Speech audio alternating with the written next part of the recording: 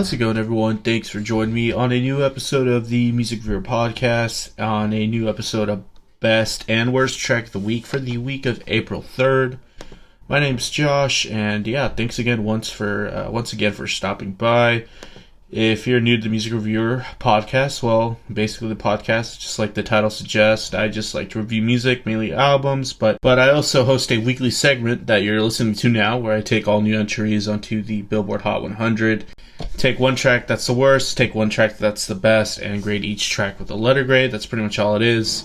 And on this week, this is one of our album bomb episodes that happens every so often. In this case, this is the album bomb from Justice, from JustinBieber. So if you were by chance wondering what I thought on this album, you stopped by on a good week, because I'm pretty much going through the majority of the album.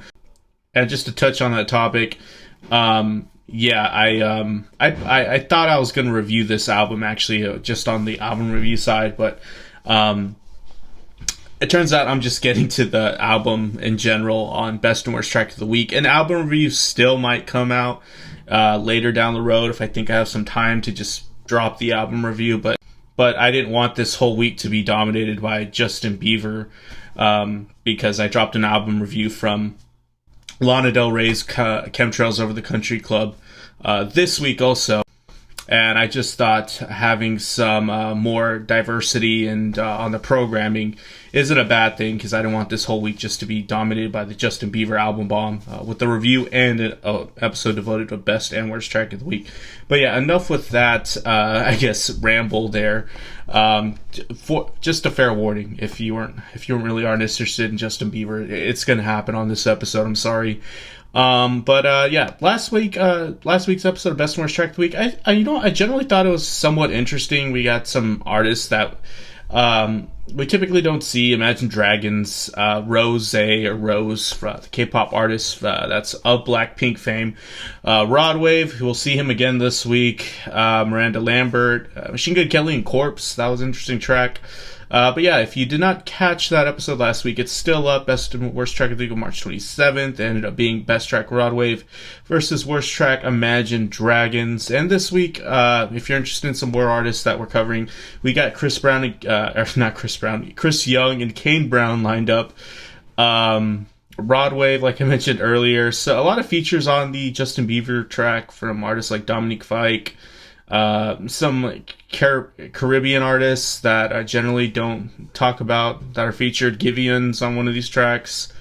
And then also a track by Lil Tjay, Polo G, and 5 Foreign, for whatever that's worth. And also a track from Khalid. Anyways, just make sure, like I said earlier, there's an album review out that I dropped this week, Chemtrails Over the Country Club, from Lana Del Rey. If you're hoping for an album review, it's out. Some highlights this week. We got a new number one, Peaches by JustinBieber, featuring Daniel Caesar and Giveon. We'll get to that track review later. Up by Cardi B, down to number 2. I think that was number 1 last week. Kind of not surprised with a name power like JustinBieber, especially a track that's kind of catching on the radio circuit and just virality in general.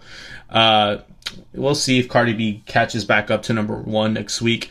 Leave the Door Open, down to number 3, which was the Silk Sonic collaboration between Bruno Mars and Anderson .Paak. Honestly, the fact that it's still at number 3 is kind of impressive. I didn't expect this track ever to get even this high. So we'll see what ends up happening to it. What You Know About Love, down to number 9. The only reason I'm bringing this up is because it's from Pop Smoke's posthumous album that came out in the summer. It's still lingering in the top 10. That's really impressive just in itself. I don't know. Maybe the track will stay around, kind of like how the Weeknd stuff has been doing the past year or so. I don't know. We'll see. Astronaut in the Ocean by Master Wolf, up to 17. Covered that track maybe about a month ago already. I mean, honestly, I didn't think it was terrible when I reviewed it, but I didn't expect it to gain that much prominence, and it seems like it's just getting bigger and bigger every week. We'll see what ends up happening to that track. I think it can possibly get a little bit bigger, possibly top 10. Dynamite by BTS up to 26, kind of inching towards the upper quarter of the chart again. I don't know how it's doing that because that track's old by now. It seems like its runtime should be over and done with. Streets by Doja Cat, unfortunately, down to number 27. I really dig that track. Really, it's one of our best tracks of the week for probably a couple weeks ago or months ago at this point. Kind of bummed that it's already kind of losing traction. Without You by Kid Laroi up to 36, one of our, I think this was the worst track of the week, 1 week, and kind of disappointed that it's still gaining traction up to 36 this week. I don't know. I'm maybe it's just because I'm old, but I just really don't understand Kid Laroi yet. Whoopty by CJ up to 36, another painfully mediocre track. This kind of has like the sus nature of like Moneybagg Yo and how the tracks get really popular from them when they're just a painfully mediocre rapper. Whoopty by CJ is no exception. Fortunately, Heat Waves by Glass Animals down 57. I thought that was maybe a slow creeper, kind of slowly but surely gaining up the charts week to week. I thought it could possibly get up to the upper half, but it doesn't look like that's really going to happen. Also, Throat Baby's out, one of the more comedic songs we've had this year. And Follow You by Imagine Dragons, our worst track last week, out. So kind of not surprised, but I'm also was maybe expecting it to hang out a few more weeks. And also Baila Conmigo out by Selena Gomez, which is it's a bit surprising, especially since this track was probably one of the better ones off of that EP she released, and probably just the most popular one in general. And that EP, with it releasing not too long ago, the traction and the relevance is kind of going away that fast. It's kind of sad to see. But anyways, let's go ahead and cover our first track this week. So, kicking off the first track on the lineup, Chris Young and Kane Brown together on the track, N94 with Famous Friends. This is a collaboration I never really saw coming, but it kind of makes sense. They're two well-known country singers that I guess can kind of tap into each other's fan bases, maybe. Chris Young is more of maybe like I don't know how to say this, maybe like the working man's country singer, even though that might be controversial to say. He's definitely not doing what Kane Brown does, which is typically the boyfriend country type of sound, more partial, or I guess more leaning on like what you'd expect Dan and Tjay to do with his soothe R&B like voice. I kind of suspect Kane Brown was never really meant to be an R&B singer, but someone smart told him to go into country. Anyways, that's a different story. But yeah, these guys typically don't make like that similar sounding country music, even though that's kind of hard to believe. Yes, some country on the radio sounds different from time to time. Chris Young, kind of makes, some more, charming country with typically some good songwriting time to time. And of course, his voice is quite killer. His deep voice can really come through as sounding quite nice on a country track from time to time. But anyways, he has a big modern country rock sound, or these two have a big modern country rock sound going on this track. Some big guitar riffs, some trebly bass lines coming in through much of the track, a big sounding drum track. It just sounds like it's meant to be played in an arena. I actually think the two sound decent together, especially with the double vocal lines when they sing in unison. They were actually able to get it to where Chris Young's voice doesn't completely dominate Kane Brown's, less powerful voice. But I do like the conversational counter melodies from the guitars and the verses. I thought that was done nicely. It's not a bad track. I'm kind of surprised with the chemistry between the two. In my opinion, it kind of sounds more of like a Chris Young featuring Kane Brown type of track, but nonetheless, decent collaboration. I give this track a B. Next track was Somebody by JustinBieber at 91. The ambience in the instrumental is interesting. It's a bit dark and murky. The track picks up when the mechanical nature in the instrumental from the drum machines kicks in, and maybe this track also aims to have some light all R&B isms thrown in. That kind of happens all throughout the album. I dig the prominent and punchy bass line supporting the track nicely. The track also has a nice synthy nature to it. Also some smooth transitions between sections in the track that kind of happen seamlessly.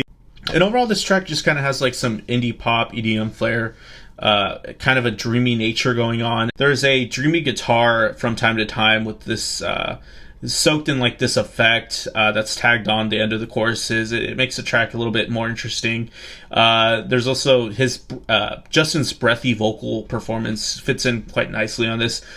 And also Skrillex produced this, out of all people. I didn't expect that until I was interested in who produced it. And yeah, what do you know? Skrillex is on here. I gave this track a B. Next track, and also, I'm sorry, not to get ahead of myself, Somebody's probably one of the better tracks on that Justice album. But anyways, next track was from Justin Bieber, Love by You, featuring Burna Boy. This is one of the Caribbean, I guess, dancehall reggae artists that he collabed with on this album.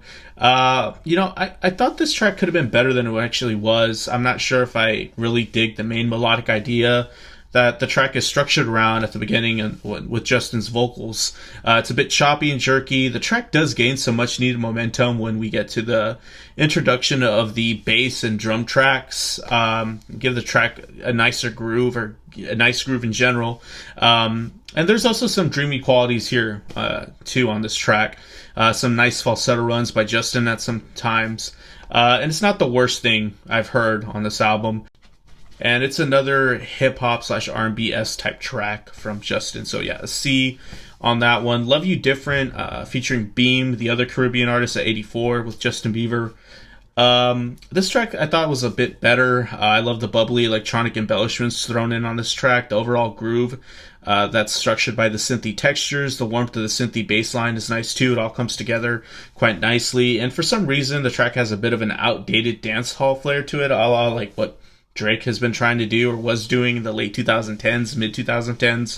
But I do like the breathy vocal performance here by Justin. Whenever he's kind of performing in that vein, it's not bad. I don't mind the auxiliary instrumentation on the track either. It makes sense in the context of the track. It gives the track some more prominence and color. And I guess Beam's feature was nice. It fit in nicely as well. And yeah, he's a reggae artist I'm not too familiar with, but not too bad of a performance there. Next track was Die For You, featuring Dominic, Fike, by Justin Bieber at 81. I don't know. This track was a bit of a head scratcher. For one, it comes in after that MLK interlude that he randomly throws in the middle of his album. And I've heard by some people, I'm not going to say who, that the choice of this song being programmed after that was quite a poor choice, because I guess the subject matter is that Justin would die for some pussy or someone's pussy in this track specifically, and it really does not have anything to do with the message that MLK was trying to portray in that speech, obviously. But really, I just was confused about like what it was trying to do. For one, it sounds like this track straight up sounds like the opening of one of Dua Lipa and Miley's latest tracks on Miley's latest album, with the 80s style Michael Jackson like instrumental. But I do think Dominic Fike fits in well on this track. There's an ambient build-up to the chorus that sounds a bit cheap, though. And the payoff when we finally get to the chorus doesn't exactly, I guess, pay off that well. It just feels lethargic and kind of like a bastardized version of a Bruno Mars track. This track really didn't live up to its potential at all. And the exposed vocals from Dominic sound a bit robotic on the bridge. I know I said he fits in well, but at the bridge he just doesn't sound that great. This is a typical song that starts out strong, but it doesn't keep it all that interesting as it progresses. So I give it a B-. Deserve You by Justin Bieber at 76. Nice opening groove here, nice bouncy bass line driving that groove. Has some of the same aesthetics of like some late 80s, early 90s like hip hop and pop music, coming from like this mechanical groove with some drum machines and dreamy synths, for example. But this track still, it's littered with alt R&B, modern alt R&B esque like qualities. So it's kind of that thing going on, but just in a more, I guess, retro fashion. There's a nice pre-chorus on this track, though, with some good tension leading up to the chorus. So, yeah, it's not a bad track. I give it a B. Next track was Too Much at 68 by Justin Bieber. I like the vulnerability on this track. There's a nice whimpering vocal style that he does quite nicely. There's a bit too much reverb maybe on the vocals, but it blends in nicely with the spaced out piano chords as well. It's a bit of a short track. Wish it was maybe developed a bit more. That's probably its Achilles heel.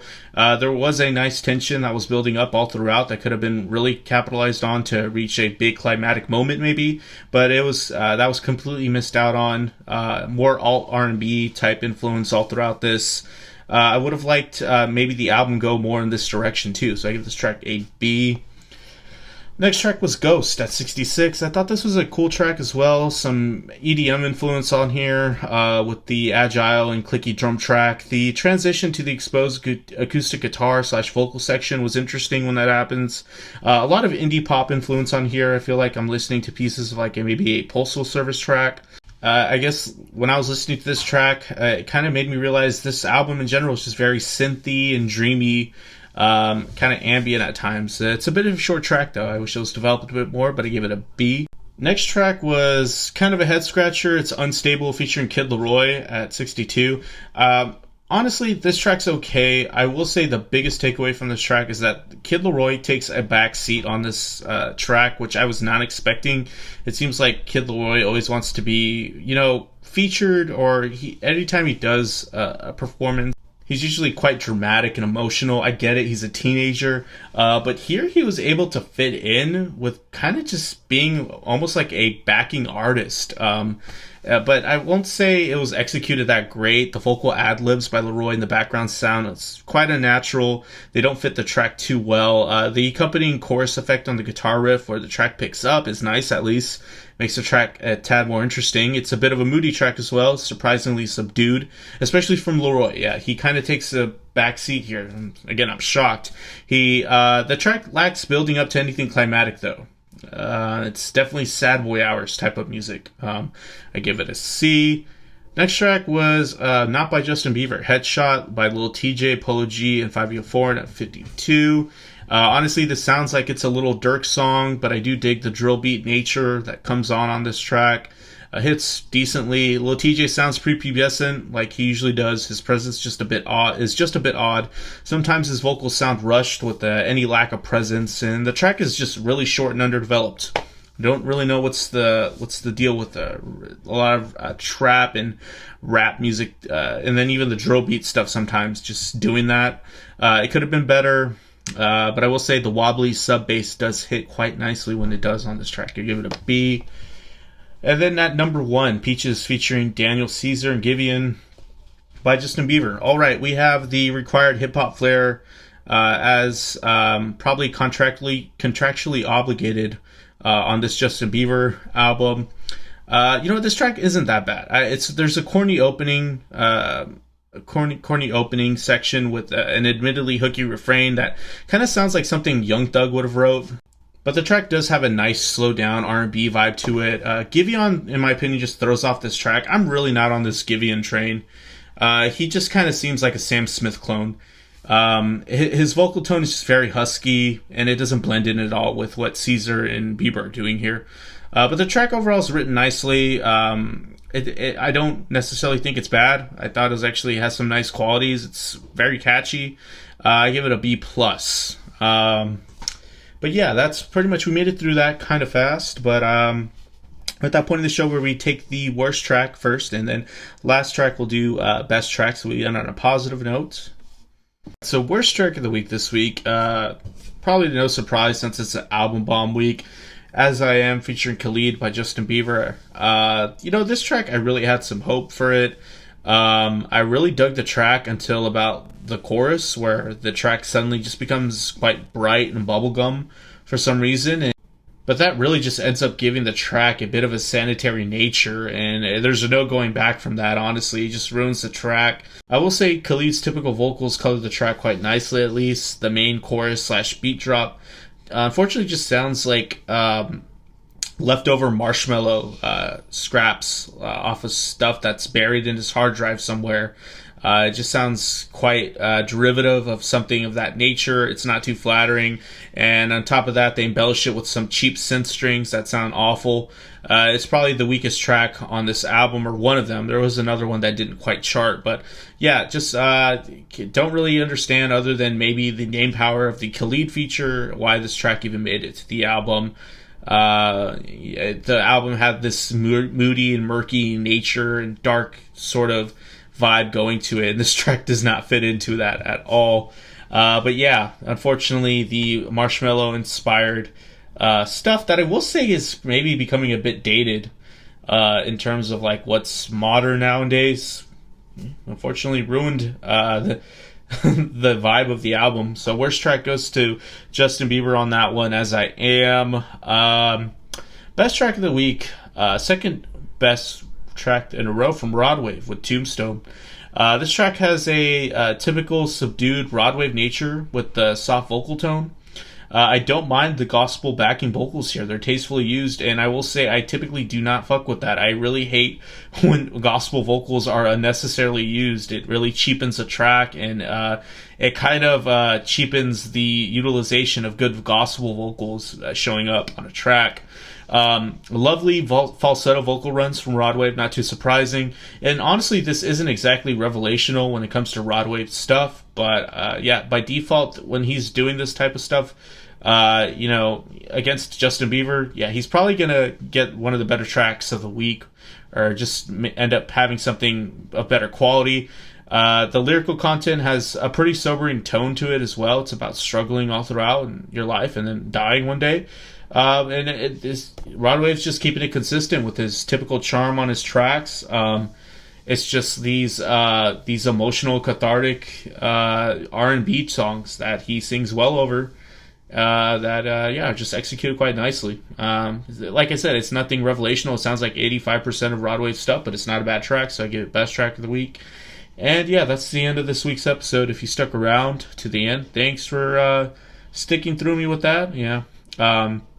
We'll see if we'll get more Justin Bieber content maybe this next week. Who knows, since I have that review written out. But anyways, thanks for tuning in once again. We'll see you guys next week. If you dug what you heard, like and subscribe on YouTube. Leave a comment, good or bad. Tell me if I did bad, please, or tell me if I did good, okay? And then also subscribe on your selected or respective streaming service if you're listening on a podcast platform. But anyways, take care of yourselves. I'll see you later.